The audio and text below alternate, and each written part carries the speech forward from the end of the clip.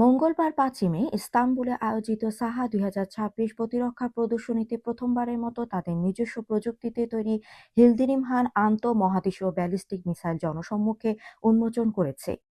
এই পদক্ষেপটি দেশটির দূরপাল্লার আঘাত হানার সক্ষমতার ক্ষেত্রে এক বিশাল মাইলফলক হিসেবে দেখা হচ্ছে। দেশটির জাতীয় প্রতিরক্ষা মন্ত্রণালয়ের আর&ডি সেন্টার কর্তৃক উদ্ভাবিত এই ক্ষেপণাস্ত্রটি শব্দের চেয়ে ২৫ গুণ বেশি গতিতে চলতে সক্ষম। প্রাপ্ত তথ্য অনুযায়ী এর পাল্লা প্রায় ৬,০০০ কিলোমিটার। হিলদিরিমহান সিস্টেমে জ্বালানি হিসেবে লিকুইড নাইট্রোজেন টেট্রাঅক্সাইড ব্যবহার করা হয়েছে এবং এটি ৪টি রকেট ইঞ্জিনের শক্তির সাহায্যে পরিচালিত হয়। এটি এখন পর্যন্ত তুর্কির তৈরি অত্যাধুনিক মিসাইল প্ল্যাটফর্মগুলোর মধ্যে অন্যতম। ইস্তানবুলের সাহা ২০২৬ আন্তর্জাতিক প্রতিরক্ষা ও মহাকাশ প্রদর্শনীতে এই উন্মোচন অনুষ্ঠানটি সম্পন্ন হয়। এ মেলায় তুর্কির শীর্ষস্থানীয় প্রতিরক্ষা সংস্থা এবং সরকারি প্রতিষ্ঠানগুলো বিভিন্ন ক্ষেত্রে তাদের সর্বাধুনিক প্রযুক্তি প্রদর্শন করেছে।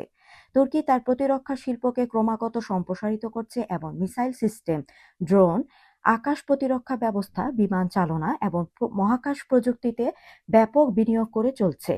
হিলদিরিমহানের আত্মপ্রকাশ মূলত সেই অগ্রযাত্রারই অংশ। সাহা ইস্তাম্বুল কর্তৃক আয়োজিত সাহা ২০২৬ বর্তমানে এই অঞ্চলের অন্যতম প্রধান প্রতিরক্ষা ইভেন্টে পরিণত হয়েছে। এটি বিশ্বজুড়ে বিভিন্ন প্রতিরক্ষা সংস্থা, সামরিক প্রতিনিধি দল এবং সংগ্রহ কর্মকর্তাদের একই প্ল্যাটফর্মে একত্রিত করেছে।